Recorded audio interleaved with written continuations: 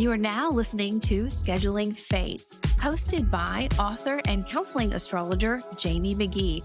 For more information, please go to schedulingfate.com. Hi there, and welcome to Scheduling Fate. I'm your astrologer, Jamie McGee, and today we are going to continue on with our series about manifesting with astrology. Now, we have already worked through the 7 traditional planets, and I do want to explore the outer planets, but in order to really understand those, because they're in place for so long and they're a generational planet, we would want to understand the houses. And to understand the houses, I think a good place to start would be the ascendant. So, the next couple of episodes that you're going to hear in the series is going to be one about the ascendants today. Then we're going to talk about the houses, and then we'll dive into those outer planets so you can really understand how you or your generation manifest in this area of your life using those energies. So, for the last 7 videos, I have ensured that very first intro into why I think this is such an amazing practice, looking at how you work with the law of attraction, how you work with manifestation, how you can be self aware of what you're attracting to you, and how you can work with that energy. I've ensured that intro is in every video. I'm not going to put that in this video. So if you have not heard me talk about this before, I encourage you to find that link underneath here. Go listen to that first video. Go listen to all of them because that'll really help you start to conceptualize how you are consciously or unconsciously attracting. All right, with that being said, I just want to remind you that underneath this podcast, you are going to find a link to a free chart. You're also going to find a link to a free workbook. And if you would like to be part of my Moongate membership for less than $5 a month, get discounts on the reports that are tailored to your personal chart, working with me, a great calendar that you can add with all astrological insights from me on it. That's less than $5 a month. And there's also a link for that. All right, so our topic for today is about the ascendant or the AC. Now, when you are first on a journey of self-exploration and learning your chart, it's easy to understand what your sun sign is. You put in your birthday, you're like, this is me, no doubt about it. The ascendant is a giant leap forward because in order to understand what your ascendant is, your rising sign, you must know what time you were born. And it's not something that you can guess. The universe moves every 4 minutes. Now, with that being said, please do not panic. If you do not know what time you were born, we can still discern a lot. Astrologers can still discern a lot by understanding what planet is in what sign and how those planets are talking to each other, the aspects. And then there's a great tool called rectification that can help us look at your life events and understand what your rising sign is. But that rising sign is the key. It is the doorway. It opens up how your chart is set up. It says this is house 1. And if we know where house 1 is, we know where the other 12 are. And the houses represent areas of our life. A great way to think about this is the house is the stage, the planets are the actors, and the sign is how those planets act on that stage. That's always a good thing to remember when you're first learning astrology. But knowing that first house, we're able to see the flow of how your entire chart works together. And it's remarkable what you can learn from that energy. Now, that first house is all about you. It's yourself. It's how you look. And it's pretty interesting because the way that I tell people, and if you worked with me one-on-one, you've heard this, the sun sign is your crown. It's like what you are adorned with in this life. The moon sign is sort of like where you hold the doctorate or the PhD. That's your instinct. You do it so well. You're masterful at it that you don't even think about it. It naturally happens. But your rising sign, your AC, is sort of like being on the junior varsity team. You're wearing the jersey. Everyone sees you as that. And this is one of those areas where I'm like, the universe has a sense of humor.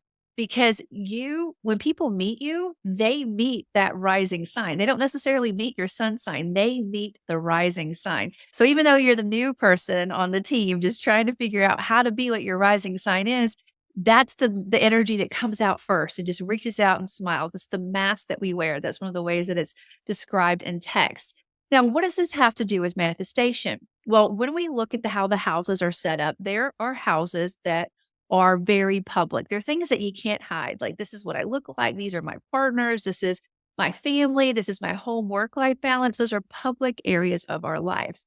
Those are the public angular houses. This is 1, 7, 4, and 10.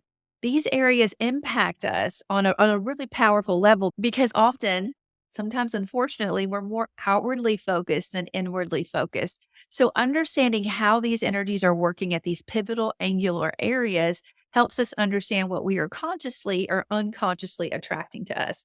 Now, please keep in mind, this is just one layer. This is just your ascendant, understanding what planets are in these houses and what conversations those planets are having, who they answer to, and who that planet answers to, all adds a very unique, one of a kind experience of this lifetime that you have.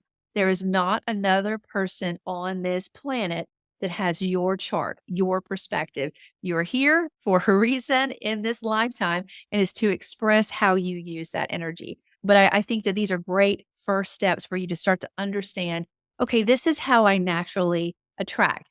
So as we go through the signs, we're going to start at the top and go to the bottom. We're going to look at how you work with this energy. But I encourage you to pull out that free chart that's underneath it or a chart that you already have. Look at the planets that you have in those areas and realize that that is another layer. And also consider what is transiting through that area of your life. Because you may, when we get into the houses, I know we're going to have questions like, I don't have anything in this area. What does that mean?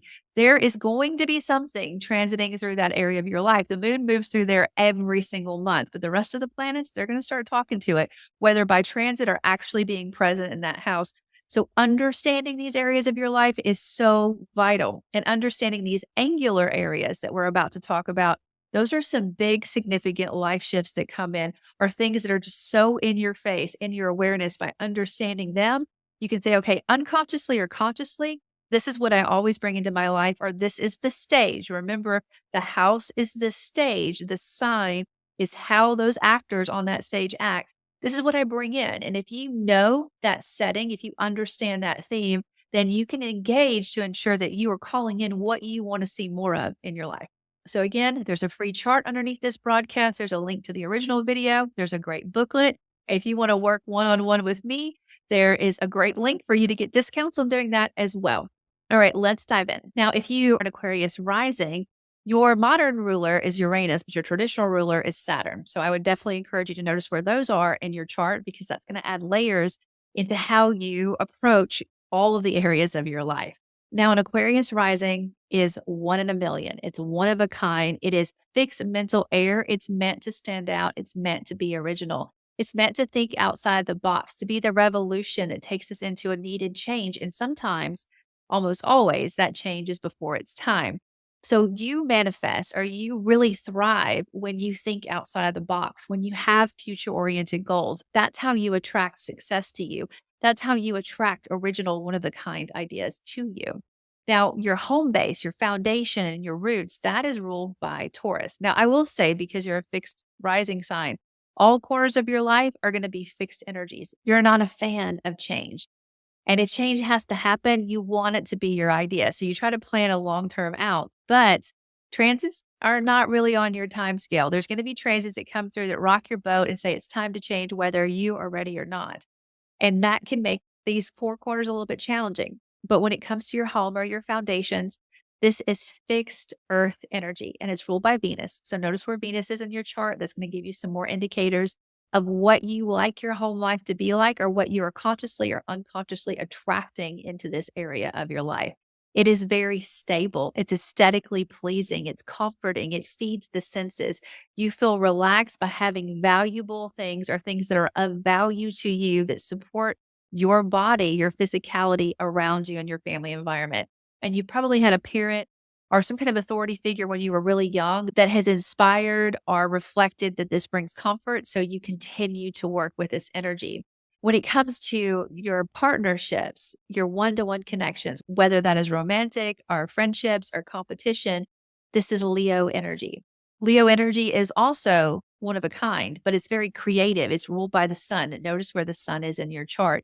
It has this natural tendency to shine, to say, this is me, like it or not. And there's something about that energy that is perplexing to you, because they don't really care about the outcome. But as an Aquarius rising, you have that airplane view.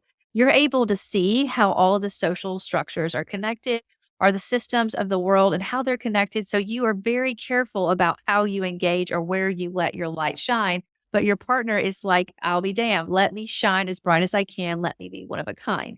And there's something that you can learn from that that's going to really help you express your rising sign. Notice what you like, notice what you dislike, and ask yourself, how am I unconsciously or consciously attracting these partnerships? And what can I do to build on them in a positive way? Now, when it comes to how you're known in the world, your reputation, the authority figures you have, maybe even an early parent or teacher or coach, or the bosses that you have now. This is ruled by Scorpio. So notice where Mars and Pluto are in your chart, because this will add another layer to this sense of soul purpose, of destiny, of how you lead and how you are meant to lead others and how it blankets over your entire chart. This is an energy that is magnetic and alluring, a little bit magical, a lot mysterious. And it has this tendency to not be afraid to go into the shadows and say, this is what it looks like. Let's talk about it. Let's transform. Let's grow through this energy. So that adds to that unique quality that your rising sign gives you because there's something very attractive and magnetic about you, but also so mysterious that it's not really sure that it has the honor of being close enough to you to understand who you are. So ask yourself, how am I using this power in my life? Am I using it in a positive way or in a challenging way? Do I allow people to get close to me or do I have too many walls up? And think about the leaders that you've had. What did you like about how they led in your life? And what did you find challenging? And how would you do it differently? Because this is your energy to use as well. And what they've taught you is very valuable and very mysterious because it's Scorpio energy.